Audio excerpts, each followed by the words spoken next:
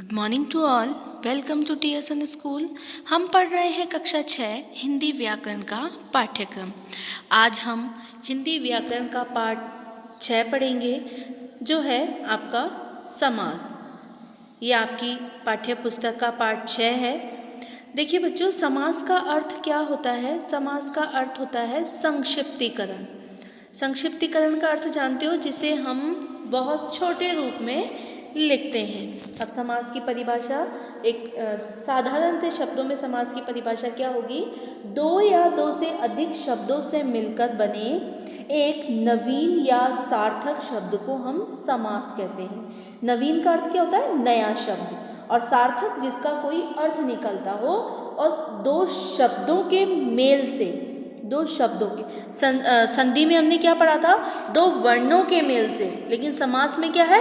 दो शब्दों के मेल से अगर कोई नया शब्द या सार्थक शब्द बन रहा है तो उसे हम समास कहते हैं। देखो आपकी किताब में समास की शाब्दिक परिभाषा क्या है? परस्पर संबंध रखने वाले दो या दो से अधिक शब्दों के मेल को समास कहते हैं।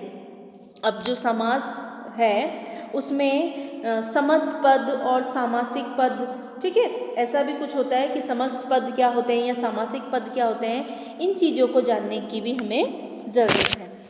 तो जो समास के नियमों से निर्मित जो शब्द होते हैं वो सामासिक पद या समस्त पद कहलाते हैं। मतलब समास के नियम, जिसमें विभक्ति चिन्ह या कारक चिन्ह, इन चिन्हों का लोप हो जाता है, या फिर जो जैसे आपके ऊपर एग्जाम्पल दे रखा है रसोई के लिए घर, तो इसको हम विभक्ति चिन्हों का लोप करते हैं। मतलब विभक्ति चिन्हों को हटाकर, के लिए को हटाकर हम क्या लिखेंगे?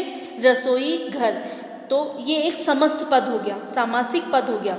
जो पास पास मतलब क्या है कि एक साथ लाकर एक शाब्दिक अर्थ शब्द जो बनाया जाए वो सामासिक शब्द कहलाता है।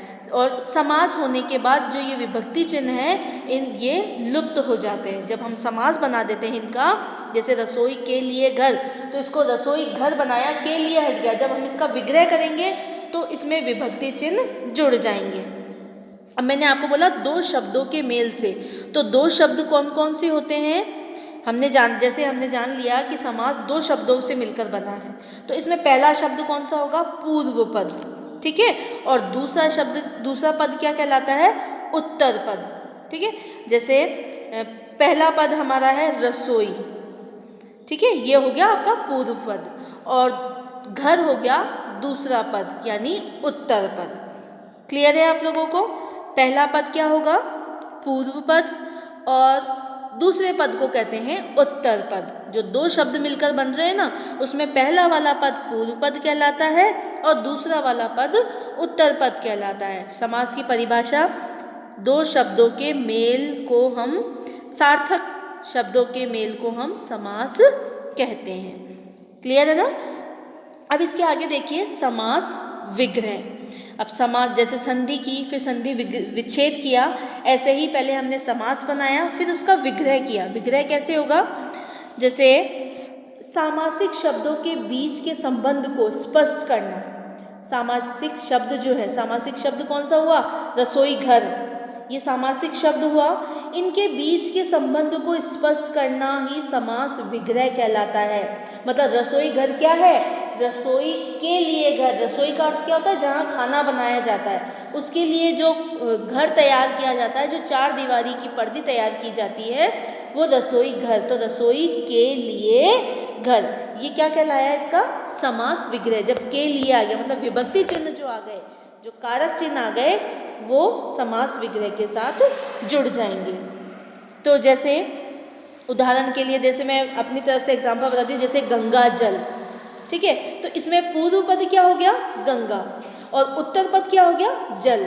जब हम इसका समास विग्रह करेंगे तो इसका क्या हो जाएगा? गंगा का जल। तो गंगा क्या हो गया? पूर्व पद, जल हो गया उत्तर पद, और का इसका हो गया विभक्ति चिन्ह। और जब हम इसको सामासिक पद में बनाएंगे तो ये जो का है विभक्ति चिन्ह, इसका लोप हो जाएगा, ये छुप जाएगा, इसको हटा देंगे और इसे हम क्या लिखेंगे?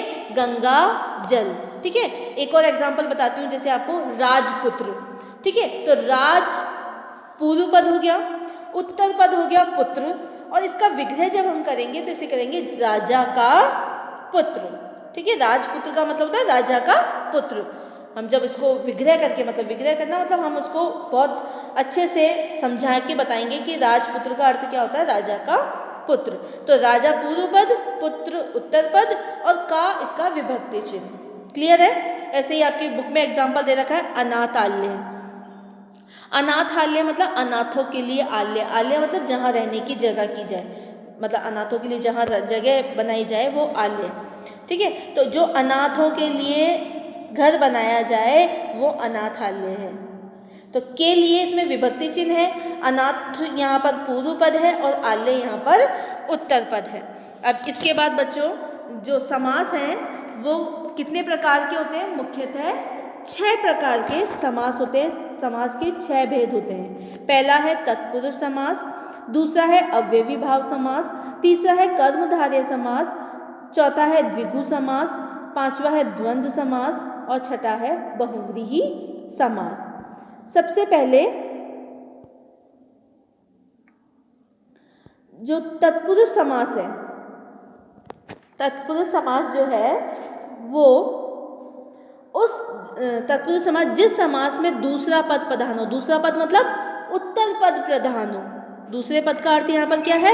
मैंने बताया ना आपको कि पहला पद तो पूर्व पद हो गया और दूसरा पद क्या हो गया? उत्तर पद हो गया। तो जिस समास में दूसरा पद प्रधान हो उसे तत्पुरुष समास कहते हैं। इस समास में पहले पद में के विभक्ति, इस समास में विभक्ति चिन्हों को हटा दिया जाता है या इनका लोप हो जाता है। जैसे एग्जाम्पल देखिए, संसद का भवन, तो का यहाँ पर क्या है? विभक्ति चिन्ह है। और जब हमने इसका समासिक पद बनाया संसद भवन, तो का चिन्ह का हमने लोप कर दिया। ठीक है, अब इसमें जो तत्पुरुष समास है उसमें जो कारक चिन्ह, कारक जो होते हैं कर्ता ने, कर्म को करण से संप्रदान के लिए, ये सारे तत्पुरुष समास के उदाहरण होंगे। जैसे कर्म तत्पुरुष में है यश प्राप्त, तो जब हम इसका विग्रह करेंगे समास विग्रह, तो तब होगा यश को प्राप्त। ठीक है, तो जो को है ना वो इसका विभक्ति चिन्ह है कर्म कारक का। तो जब इसको हटा, जब इसका हम समासिक पद बनाएंगे यश प्राप्त, तो को चिन्ह का लोप हो जाएगा। ठीक है, इसी प्रकार करण तत्पुरुष में होगा, जैसे मन माना, मन से माना, तो से चिन्ह का लोप हो जाता है जब हम इसका समासिक पद समस्त पद बनाते हैं। इसी प्रकार संप्रदान तत्पुरुष समास, अपादान तत्पुरुष समास, संबंध तत्पुरुष समास, अधिकरण, ये सारे तत्पुरुष समास के एग्जाम्पल है। मतलब जो कारक चिन्ह आएंगे, जैसे घुड़सवार, घोड़े पर सवार, तो पर क्या है? विभक्ति चिन्ह, अधिकरण चिन्ह, अधिकरण तत्पुरुष का चिन्ह है। इसमें अधिकरण में पर पे जो कारक चिन्ह आप जब कारक पढ़ेंगे ना तब समझ में आएंगे। ठीक है, अव्ययी भाव समास, दूसरा जो समास है वो है अव्ययी भाव। जिस समस्त पद में पहला पद प्रधान हो वह पद अव्यय होता है। अव्यय का अर्थ होता है जिसको हम लिंग वचन कारक के आधार पर नहीं बदल सकते। हमने पहले पढ़ा था कि अविकारी शब्द, ये वही अविकारी शब्द है जो लिंग वचन कारक के आधार पर नहीं बदलते हों। चाहे लिंग के आधार पर देख लीजिए, चाहे वचन के आधार पर देख लीजिए। ठीक है, ये चिन्ह, ये शब्द नहीं बदलते हैं तो उन्हें अवयव शब्द कहते हैं। तो वह समस्त पद भी अवयव बन जाता है, जो पद है वो भी अवयव बन जाता है। इसमें पहला पद प्रधान होता है, जैसे आजीवन, जीवन तक। ठीक है, रातों रात, रात ही रात में, प्रत्येक, एक एक, यथाशक्ति, शक्ति के अनुसार, ये अवयव शब्द है। मतलब इसमें कोई बदलाव नहीं होता है। अगला देखिए, कर्मधारय समास। जिस समस्त पद में दोनों पदों में विशेषण विशेष्य उपमेय उपमान का संबंध हो उसे कर्मधारय समास कहते हैं। विशेषण विशेष्य मतलब किसी की विशेषता बता रहे हो या फिर किसी का किसी के साथ तुलना की जा रही हो। उपमेय उपमान मतलब किसी से किसी के साथ तुलना की जा रही हो।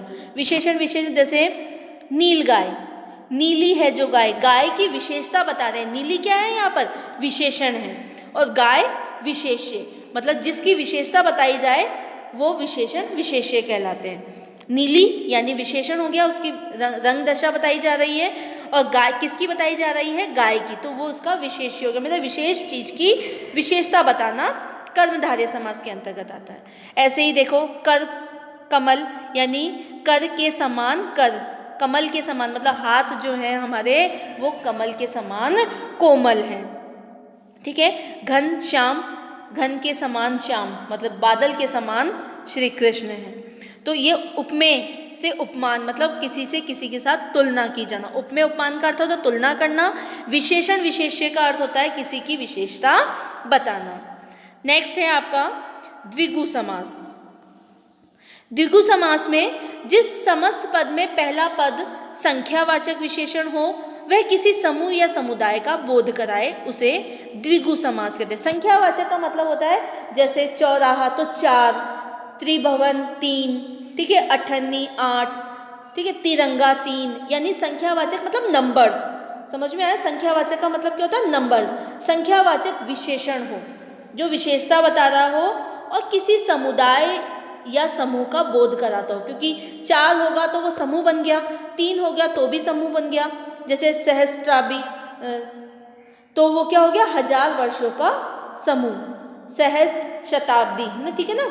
अठन्नी यानी 8 आनों का समूह, ठीक है। त्रिभुवन यानी 3 भवनों का समूह, तिरंगा यानी 3 रंगों का समूह, पंचवटी 5 वटों का समूह। क्लियर है? तो ये है द्विगु समास। द्विगु समास की पहचान यही है कि इसमें पहला पद संख्यावाचक होता है, नंबर्स वाला होता है। नेक्स्ट है आपका द्वंद्व समास।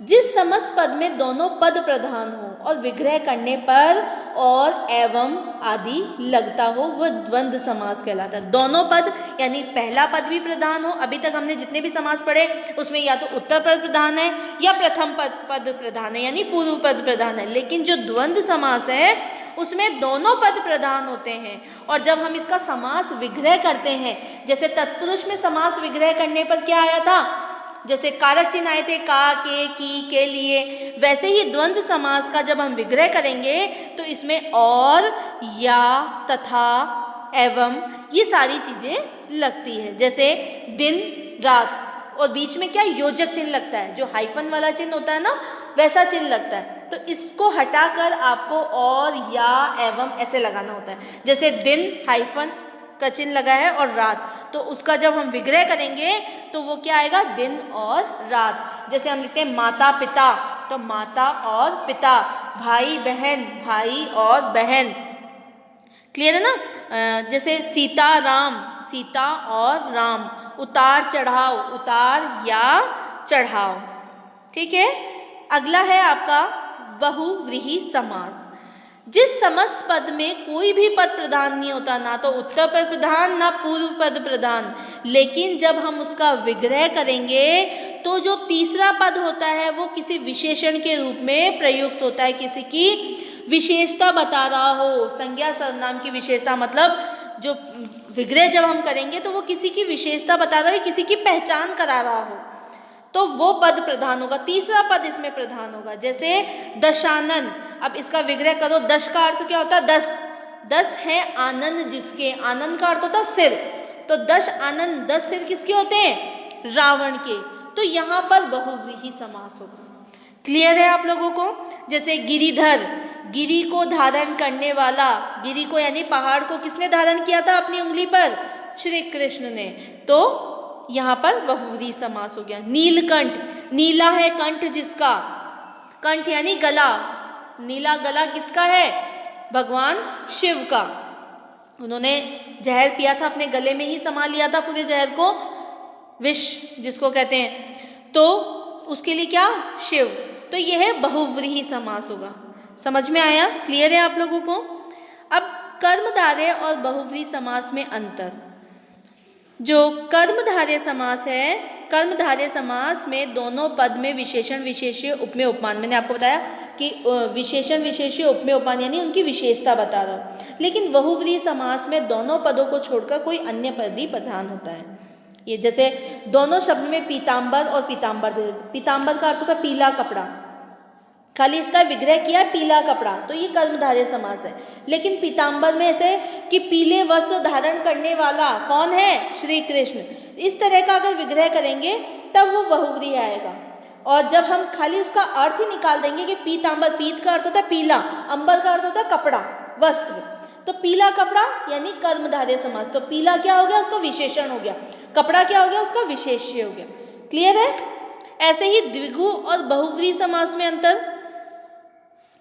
कुछ कुछ शब्द ऐसे होते हैं जो दोनों दो समासों का बोध कराते हो, लेकिन जब हम विग्रह करेंगे तभी हम उस समास की पहचान कर पाएंगे। जैसे द्विगु में चतुर्भुज, चतुर मतलब चार, ठीक है, तो चार भुजाओं का समूह, तो वो तो द्विगु हो गया।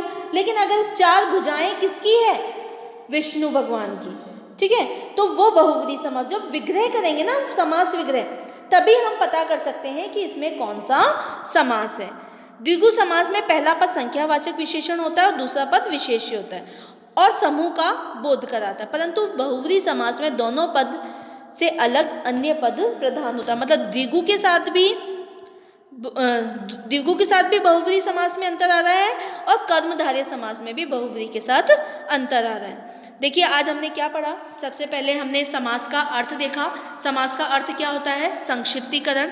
उसके बाद हमने जाना कि समास की परिभाषा क्या है, दो या दो से अधिक शब्दों से मिलकर बने हुए एक नवीन या सार्थक शब्द को हम समास कहते हैं। उसके बाद हमने जाना कि जो समास के नियमों से निर्मित जो शब्द होते हैं वो सामासिक शब्द या समासपद कहलाते हैं। फिर समास होने के बाद विभक्ति चिन्हों का लोप होता है। उसके बाद हमने जान लिया कि जब दो या दो से अधिक शब्दों से मिलकर समास का निर्माण होता है तो उसमें पहला पद पूर्व पद कहलाता है और दूसरा पद उत्तर पद कहलाता है। उसके बाद समासपद या सामासिक पद को अलग अलग करने की रीति को हम क्या कहेंगे, समास विग्रह कहेंगे।